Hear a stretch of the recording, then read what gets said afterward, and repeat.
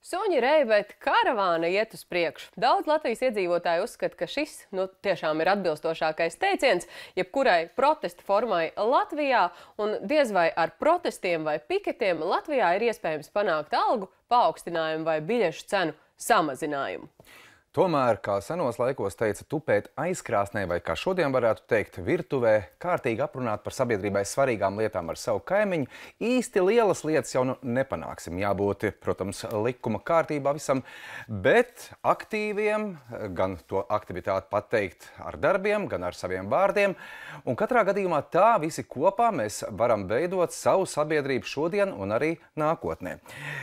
Kā par šo lietu, ko paši domā protesta akciju organizētāji, devās noskaidrot Ruta Maderāja. Ik pa laikam pie valdības sēkām notiek lielāki vai mazāki piketi, kur iedzīvotāji protestē pret sev sasāpējušām problēmām. Un tāpēc mums ir viens tāds nērts jautājums, vai no tā ir kāds labums un viņi var panākt sev kādu labvēlīgu lēmumu. Pēdējā laikā lielākie protestētāji ir bijuši skolotāji. Vairāk nekā 7000 pedagogu pagājušo gadu sacēlās pret zemajām algām. Iespējams tāpēc ministrijā ūdeņi esot sākuši kustēties.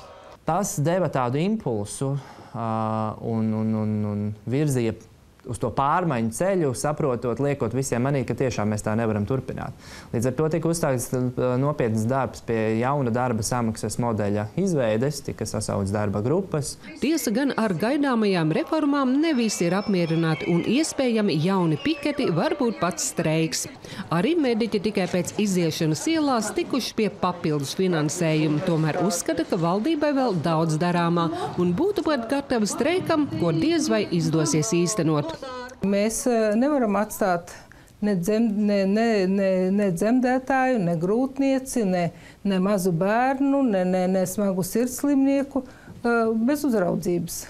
Tā kā praktiski streiks mums neiznāk. Interesanti, ka latvieši piketē nevis domājot tikai par sevi, bet arī par globālām lietām.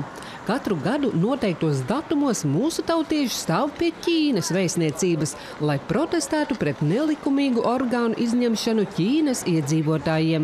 Viens no galvenajiem mērķiem, esot iepretim Ķīnas vēstniecībai, ir parādīt pārējai pasaulē notiek tāda lieta, faktiski briesmīgs noziegums pret cilvēci, kad cilvēkam nepiekrītot, viņš faktiski tiek nogalināts, lai izņemtu viņa orgānus un iedzīvotos papildu peļņā. Kā mēs redzam, vairāk cilvēki uzzina par šo lietu, un tā ir pozitīva ietekme uz pašu Ķīnu, jo komunistiskā partija un cilvēki Ķīna, viņi vairāk domā par to, un vairāk cilvēki negrib piesaistīt šīm represijām paši Ķīnā. Lai arī vidēji gadā Rīgā notiek ap 200 dažādu akciju, sākot no globālām problēmām līdz mazdārziņu aizstāvēšanai, cilvēku pētnieks Arnis Kaktiņš uzskata, ka latvieši tomēr ir visai kūtri uz protesta akcijām, jo pēc pētījumiem katrs 4. netic, ka varēs ko panākt, tāpēc arī labas akcijas ātri vien izčākst.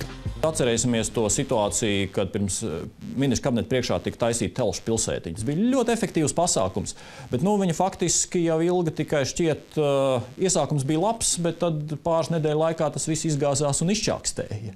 Lūk, un rezultātā, valdība, elite saprata, ka, ja protesta akcija nav, tas nozīmē, ka mūsu kurs tiek atbalstīts, ko viņi arī ļoti skaļi un nepārprotami ziņoja uz Eiropu un citiem mūsu ārzemju partneriem, ka redziet pasauli. Īstenībā mūsu kurs tiek ļoti labi atbalstīts. Šeit jau neviens neko pat nepīkst. Ja? Aptaujas rādīja, kad īstenībā nekā tāda nav, kad sabiedrība neapmierināta. Spilgts piemērs ir pats saceltā ažiotāža ap Rīgas satiksmes biļešu cenām. Ja sociālajos tīklos pret to protestēja tūkstoši, tad ielās izgāja vien daži desmiti, un diez vai tas mainīs Rīgas domes nostāju.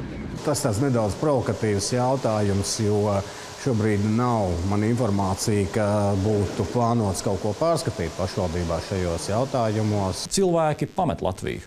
Tā kā viņi netic, ka šeit ir iespējams pārmaiņas un te kaut ko var mainīt, pat ja kāds kaut ko protestētu, tad tas ir viens no iemesliem, kāpēc cilvēki dodās dzīvot un strādāt uz citām valstīm. Un man šķiet, ka tas īstenībā ir 3 reizes 5 reizes, 10 reizes postošāks. Postošāk nekā, ja reizi mēnesī kādai valsts iestādē tikt izdauzīti logi. Bet mums tomēr neliek mieru tas neērtais jautājums. Vai tikai kādam tomēr tas nav izdevīgi, ka latviešu tauta ir tik gļēva un kūtra uz protestēšanu?